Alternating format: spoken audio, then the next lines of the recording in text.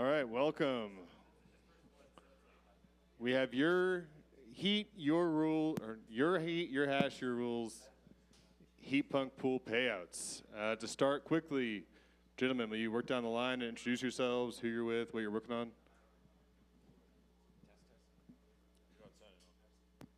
Are we on now? There we go. All right. Thanks for having me.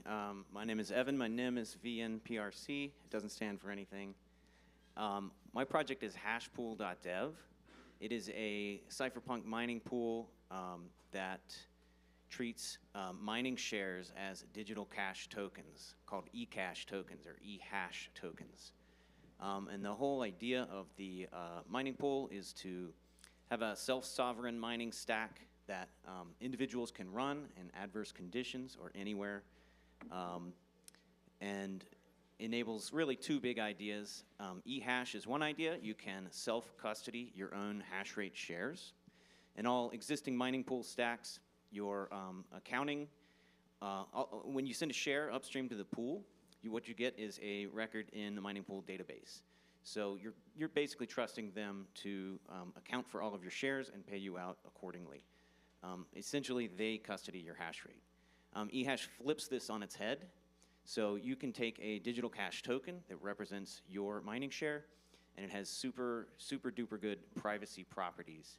You hold onto that share, you can buy it, trade it, sell it, until the mining reward arrives, at which point you can swap it for Bitcoin. The other big idea in Hashpool is that it's a layered mining pool stack. So I want to enable small community mining pools for people like Heatpunks, people like us, to run their own mining pool. And the way it works is you actually just direct your hash rate to an upstream mining pool, because the problem with small mining pools is you need to find Bitcoin blocks in order to get payouts. And this is like a threshold, a barrier to entry for new entrants in the space. And this prevents small community-run mining pools. But if we layer our mining pool stack, we can actually scale down the size of mining pools and at the same time erect a privacy barrier. Because the other kind of issue with current mining pool design is that the mining pool knows your IP address, they know how much you're hashing, and they know your payout addresses and how much you're getting paid.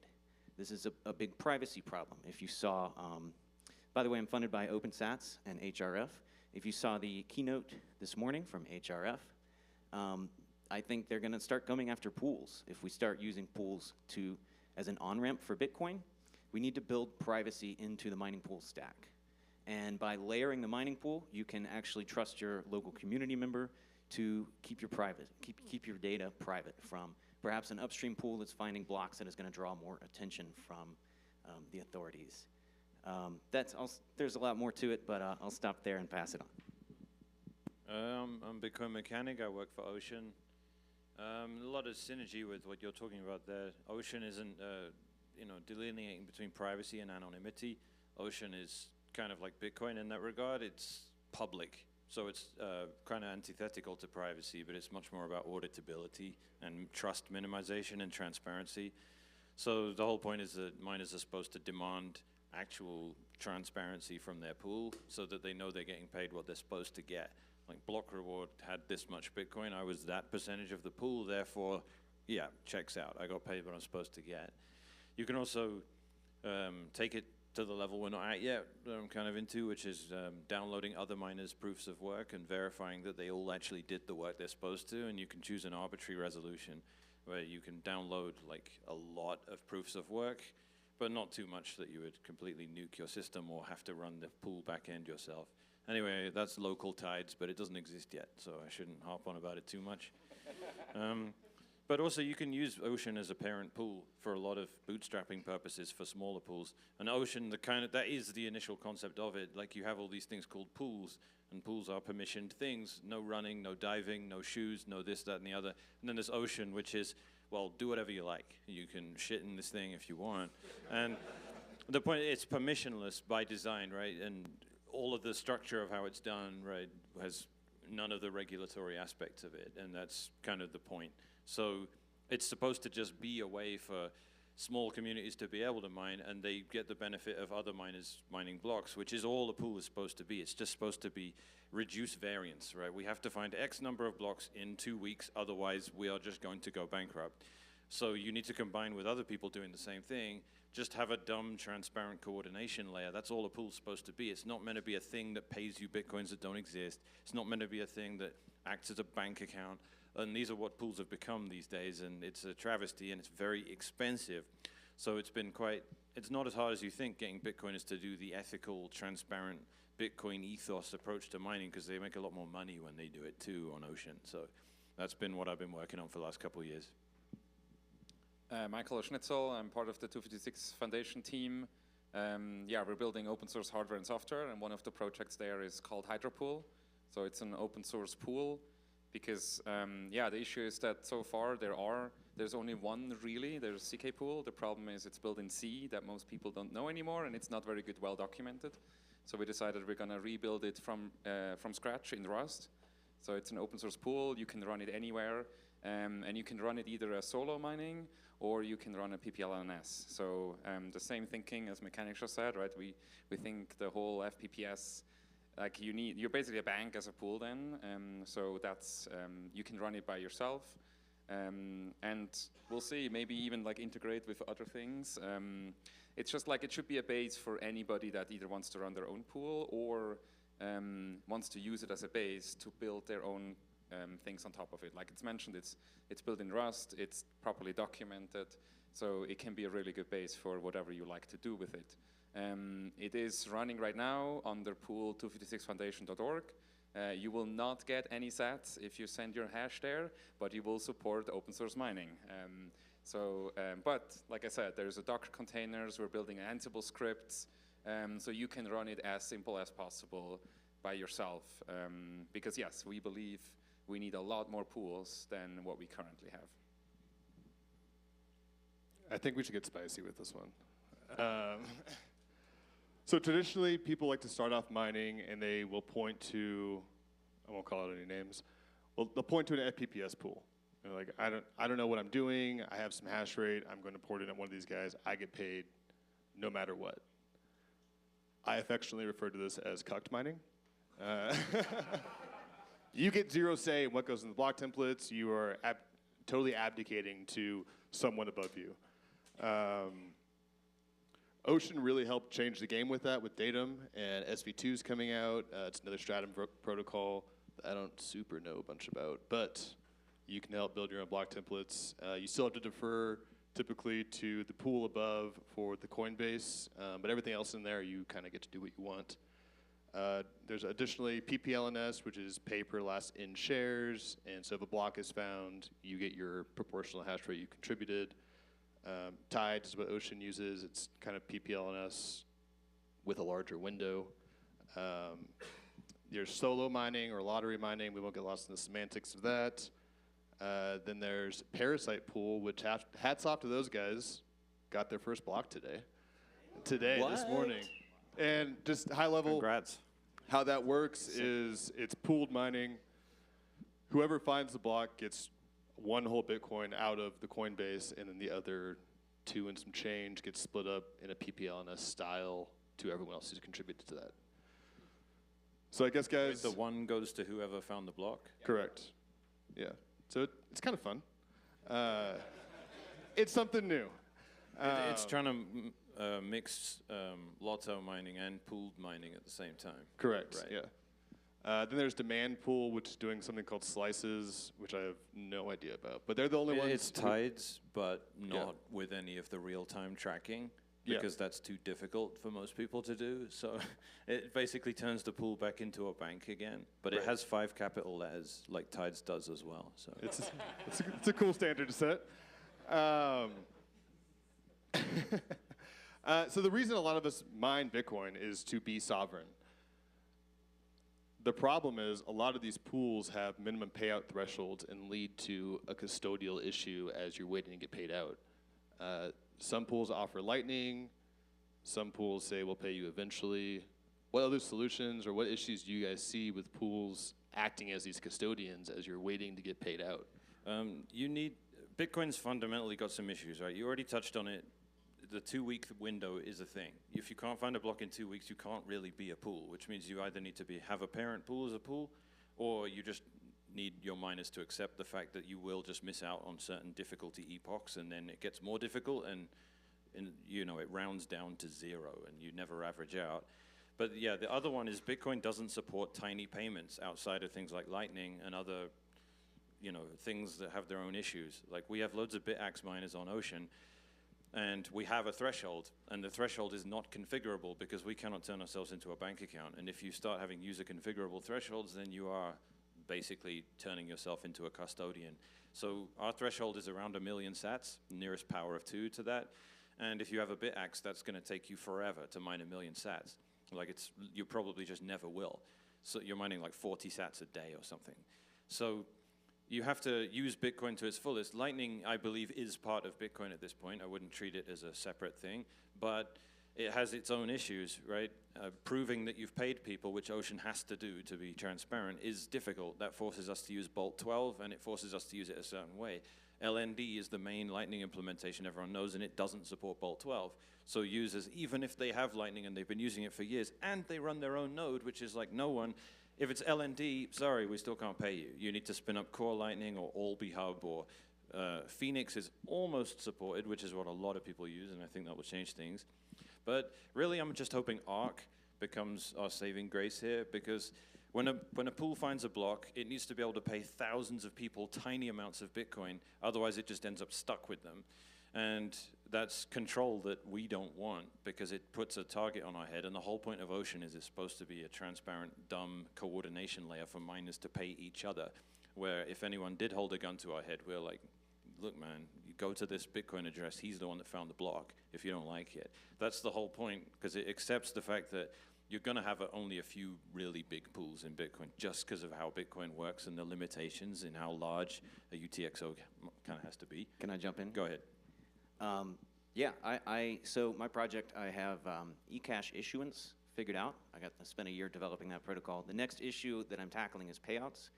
I looked at the landscape, and Lightning is as close as I get. I want to be able to pay out to a BitAxe. Someone should be able to mine 21 sats and take those off of the pool. And Lightning is as close as we can get, but the harder I looked, the more I did not like that as a solution. Lightning works on bidirectional payment channels. So, but if you think about mining pools, Unidirectional. Unidirectional payments. You send hash rate to the pool, you get sats from the pool. Why do we need bidirectional channels? I think it's the wrong tool for the job. Trying to build a Lightning payouts, to me, feels like hammering in a nail with a wrench. I think we need to use the right tools for the job, and if they don't exist, we have to go out and invent them. That's why I'm excited about Arc as well. That's the next sort of phase of R&D for Hashpool. Arc is, I think, ideally suited because Arc is just a little primer on Arc. It is a new trustless layer 2 protocol on top of Bitcoin. This is the first one since Lightning. Lightning is the only other trustless layer 2. Arc works by having an Arc service provider, which is just someone with a large pool of Bitcoin that funnels Bitcoin into the front end of the system, and people get what are called VTXOs, which are potentially Bitcoin transactions. You can hold those off-chain and trade them around and like send off-chain transactions to people. But the thing that makes it trustless is you can broadcast those on-chain at any time, take your sats, and go home and exit the system without permission from anyone. Arc is the perfect tool because a Bitcoin mining pool is a liquidity provider. You produce Bitcoin in the form of block rewards. You can funnel those into the Arc service provider system. You can offer VTXOs to users. And I think the way it's going to work is that, say I have a BitAxe. I'll get a VTXO for 21 sats, which you do not want to broadcast. That's a dust payment.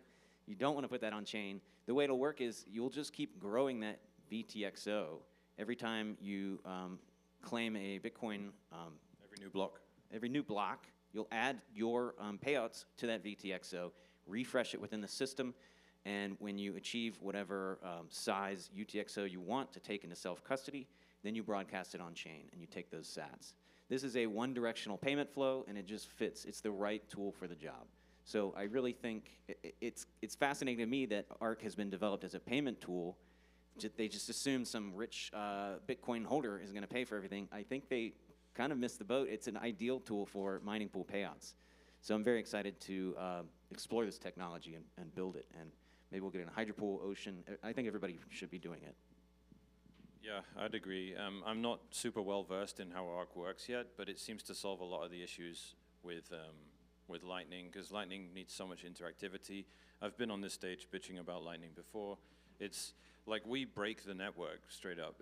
Every 14 hours or something, when Ocean finds a block, we just break the network. It takes us about 5 hours to get through all the 1,000 miners or something using Lightning, and every single time one of them fails, it locks up half of the network, because, you know, yeah, it's well, it's a stress test, right? That's how I feel. Like we did insist on Bolt 12, and it was literally just core Lightning that supported that, and now loads of wallets support Bolt 12. So we did force it to get better, but like you're pointing out, it's unidirectional. We get 3.125 Bitcoin, and we have to push a whole chunk of that into a bunch of Lightning channels that we never get back. Like if we had a store where we sold stuff and took Lightning, we could have Lightning working the way it wants to work, where you put money in and it goes both ways. But just there's nothing worse for Lightning than a bunch of fresh Bitcoins going in one direction constantly, several times a day. So I guess on that, a couple things. Is there a potential for an average person running their own CLN to open a channel to Ocean to kind of help facilitate this? We deliberately don't do that because first off, it's a routed network anyway. We shouldn't need that. And second off, there's an attack people can do that I won't elaborate on, but they can basically screw with us and make it so that we're paying miners and having to deal with some horrible fees, and it's just draining our wallet. The money isn't going where it's supposed to go. So our Ocean's node is pretty hidden and obscured, and we just connect to the guys that have to deal with those kinds of things, like the bigger LSPs, that we just connect to them and then have a relationship with them. So not great. It doesn't scream decentralization and transparency like we'd like, but Lightning is Lightning, and we have to get you paid some way, so that's how we do it. So you also touched on something, but to caveat that, I want to say I mine with Ocean. I'm probably one of the biggest Ocean advocates. I run multiple datum servers. You mentioned that Ocean has to pay out thousands of Lightning payments. While we're waiting in that time, I know Ocean likes to advertise as non-custodial. Is it in fact custodial in that short period of time? Because I'm never going to be in that Coinbase. I don't have enough hash rate for that. No, it's not, and there's a reason we insist on that. There's nomenclature disagreements in Bitcoin, right? The solo mining thing, we get into this fucking debate all the time. But like, we are not a custodial pool. That's a fact. That's why we don't have to take a picture of your driver's license to let you mine with us. That's just a fact. Bitcoin has just used the word wrong, and people will come at me and be like, "Oh, but you're wrong and wrong." I'm like, "Look, man, this is a legal matter. Custody is not the same as control. Custody is defined differently in different jurisdictions. But the way we usually explain it is if you're riding in a taxi and the meter is going up $15, $16, $17, you didn't suddenly become the legal custodian of $16 that belongs to the taxi driver and have to go through a bunch of KYC and establish a financial relationship. You just haven't paid the guy yet. Right? And that is genuinely how Ocean works. If you don't hit the threshold, it's not your money yet. And when it hits the threshold, we have to pay you. And that's how we get rid of any obligation to become, a voluntary custodian. And that makes life a lot cheaper for us because we're incorporated in America. If we were to not deal with all the technical headache of this and make life, frankly, easier for users to give them customizable thresholds and stuff, then yeah, sorry, we're a bank at that point, and then you can't mine with us unless you give us your driver's license and all that stuff, and we're not going to do that. So it makes Ocean kind of clunky, but we are legally not a custodian. We have control over funds that need to go to miners under certain conditions, but it's not custody, and I have to walk that line, and Bitcoiners blur the lines between those two words, but I have to be pedantic about it. Can I jump in again? Yeah, I just want to shout out to Ocean as the only pool out there that gives you Coinbase payouts. So you can get a Coinbase UTXO from the block that Ocean mines. No pool does this. Ocean is far and away my favorite mining pool. They're leading the charge as far as it comes to self-custody and decentralizing block template production. just wanted to call that I out. appreciate you bringing that up. It's when we find a block, the miners get paid in the Coinbase Does people know what Coinbase means in Bitcoin? It's not an It's that exchange. big shitcoin company, right? It's not, the blue company. logo. It's not the company that named himself after that. Just like blockchain.com is not Bitcoin's blockchain. But it's hilarious, right? Because those particular rewards aren't spendable for 100 blocks. The Bitcoin network, if you make a regular transaction in Bitcoin, it's spendable after 1 confirmation or 2, or if you're trying to open a Lightning channel, maybe 6 confirmations. But freshly mined Bitcoins can straight up disappear because there can be a reorg of the blockchain. And that's not a confirmed transaction going unconfirmed. It's money that literally got erased from existence. So the network imposes an 100-block cooldown on freshly mined coins. That means a lot of miners on Ocean get freshly mined Bitcoins that don't show up in their wallet because their wallet software has never heard of this limitation before. Ironically, Coinbase's wallet didn't know how to deal with coin. I mean, that's just perfect. Schnitzel, you've been uncharacteristically quiet today, on this panel at least. Well, we're still waiting for the spiciness. All right. I have one. By all Let's means. go, man. Like, Don't wait for me. with the HydraPool, I had to learn a lot more how share counting actually works. And it's one of these things like in Bitcoin, like we think it works, how you know how it works.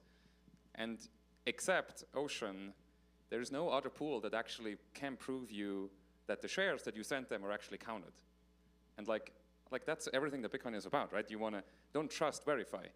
But all you do if you send your shares to a pool, you trust them that they tell you that A, they counted all the shares of yours. You have no way to do it. The API says success. That's it. You cannot go back and saying, hey, the shares I sent you, right, which is my proof of work, what I hard-earned electricity sent through this and sent you and did the proof of work. But then also they tell you, oh, and I have all these other miners that also sent me shares, which you can prove either. So they can straight up lie to you. Like, it's very simple as a pool to lie to the miners if I don't publish the shares. There's a bunch of ways they lie, right? Yeah. First off, they don't report stale shares accurately because it scares miners. So Ocean reports that honestly, and it's very common for new miners on Ocean to be like, I'm getting a higher stale share ratio than I did on other pools. And like, that's because they're just not telling you.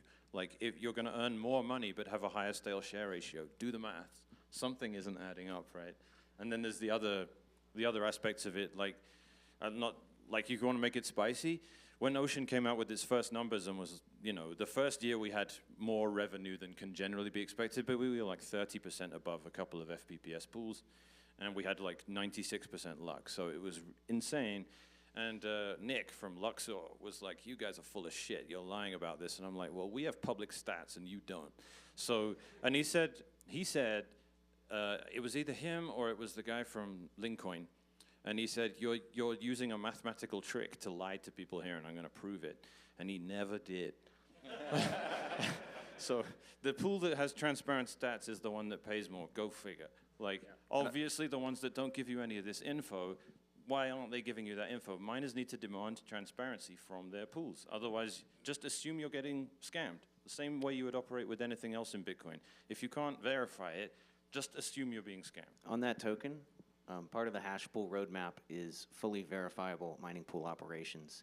Part of the cool protocol stuff of representing shares as digital cash tokens is that you can actually just print a report of all shares, and you can create a Merkle sum tree. I won't get too technically detailed, but basically, once I figure out payouts, the next step is verifiable mining. So people will be able to take their eHash shares in their wallet and verify that all of their shares sum up in this Merkle tree and count against the Bitcoin mining rewards that were issued.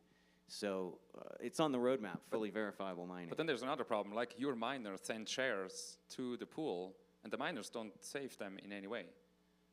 So even if you wanted to check if all the shares that you send to the pool is verified, you can't go to your miner and saying, okay, here are the shares that are supposed to send. Are these the ones that you send it? No firmware does this. So that's another thing that we're trying to fix, is either implement it directly in an open source firmware like Magina, so it actually stores all the shares, or one other thing that I've been building on is a proxy that you can send all your miners, you send it to that proxy, and that thing counts the shares for you, And then when you actually work with a pool that gives you the shares back, so I encourage all of you to ask all your pools, where is the public API to verify my shares? And then you can actually verify it. And if we all do this together, right, if all of us verify, and if more than a couple, like let's say 20 or 30% of all of us verify and we're all right, we can be pretty sure that they actually count correctly. We'll never get 100%, but right, we only need to find one wrong one, and then we have them, and we can show them that they do something wrong. So I think that's, for me, that I mined, I pointed to a pool, and I believed, oh, they're going to do it correct. And then you look into it and you realize, oh, wow, there is trust, not verify. And so that's why I encourage all of you, learn how these Stratum systems work, read up on them, and ask your pool, where is the public verifiable API for my work? So take note, pool operators, we're coming for you. We're asking for verification. Schnitzel's going to demo this awesome proxy tool called Hashscope, spoilers, after the last panel today, because it's a very fascinating tool to me. You should be able to verify what the hell's going on. We'll do an easier one. I run my miners intermittently. I aim for heat. They turn on and off to target that heat temperature. What, I know we like to say we're Bitcoiners, we're ideological, but we're also human beings, are economically driven. What is the best payout method, do you guys think, for me or for someone who's running intermittently? I could just say, screw it, FPPS, I get paid when I'm on. What are trade-offs to other systems that we've talked about? I think FPPS is, like, I will blow our trumpet a lot in Ocean and talk about paying more, but I don't like to, you'd be a fool to believe that without any sort of caveat. And the reason it's not a free lunch is because there's more variance. FPPS is a very specific product. It's for a miner that never wants any ambiguity around what they're going to get paid. To make it completely predictable, that is really expensive. It's as expensive as you'd expect, right? You're getting, you know, perfect strawberries all year round, no matter what the weather is. Like, someone can provide that for you, but they will charge a lot. That's FPPS. There are miners out there for whom that is appropriate. There are people that use Sonota, which is a company that does all this power fiat conversion stuff, and they pay every 24 hours. Ocean's not the right pool for those guys because it doesn't optimize for variance reduction. It optimizes for revenue. So Ocean will have awful periods where it just doesn't find a block for like 4 or 5 days, and it should be every 14 hours at current hash rate. If you can handle that, then you earn more money. And most miners can, because most miners aren't paying energy bills every 24 hours. Most of them are paying it on a monthly basis or something like that. So then they get the advantage of still variance reduction, because that is the purpose of a pool, but not the absurdity of FPPS. FPPS for me is an obfuscated cost. The sticker price, like 1.5% or whatever it is you want to pay F2Pool, it's got nothing to do with what your ratio of your hash rate versus everyone else on the pool is. If you're 5% of F2Pool and they find a block that's 3.125 Bitcoin or whatever, you're not getting 5% of that 3.125 minus the 1% sticker price. You're not getting anything like that. There's a massive drop in the price, right? It's just like the US dollar price of Bitcoin. It's $68,000. When you buy it on an exchange, you're paying like $70,000, right? And that's hidden. It's obscured, and it won't be, I always use the airport currency conversion, 0% commission, but 20% worse than the market somehow. Like, they just hide it, that's all. So, not to belabor the point too much, but that's, ultimately miners using FPPS are paying for variance reduction that is just way over the top for what it is they need. Some companies need that level of predictability, but it's just not, it's just a product you just don't need for the most part. It's back fiat in Bitcoin mining, right? It's this fiat thinking of like, I'm getting the same every day and I don't have to worry and I don't need to understand how it works. I fully agree, there are companies maybe out there, but I don't think it needs to be 95% of all mining. So I'm really looking forward to get like more datum / PPLNS types, or I think that's what I'm extremely excited about is, right, this whole idea that you can actually start selling your shares. Yeah, I want to hear more about potential markets for eHash and tokens associated with that. Yeah, it's a fun thing to think about because you can, if you self-custody your shares, you can not only sell those for dollars, maybe someone installs a hash rate heating system. They're not orange-pilled yet. They're just in it for the rebate. They can sell those eHash tokens for dollars, and they get the dollars they want. And what this actually does is this opens a KYC-free on-ramp for Bitcoiners. So maybe if you run a pool in Russia, if you're like fighting the regime or whatever, you don't need to like open an exchange account that can get shut down by the government. You can just buy some eHash and wait for it to mature. The other thing it does is it enables a sort of a class of arbitrageur. Someone can come in and take that risk off of the miner's hands. So the reason people do FPPS is they want to get a guaranteed payout. If you can find a buyer who buys your eHash tokens, they can lock in the price. They can play that role as the arbitrageur. They take a slice of the profits, of prospective profits, because they're assuming the risk. And it all comes down to who assumes the risk. If the hasher does not want to assume that risk, they can lock in their payments and they're happy. Which, by the way, exists in the regular market. It's called futures. It's called futures. Right? So this is nothing new. Or insurance. Or insurance, yeah. Yep. So like Yep. most of the trading, that doesn't actually happen on stock. It happens on options or futures, and that's exactly what we're basically building into here. So I think, yes, we're all going to need to learn a lot about these things, but it's extremely exciting because the regular markets already work that way. Right now today, only the largest mining pools get to price hash rate. And I feel like eHash is kind of like Prometheus bringing fire down from the mountain. We can take this ability to price hash rate, take it away from the big guys, and give it to everyone. So anyone can come in a cypherpunk way, permissionless way, and become one of these hash rate pricers.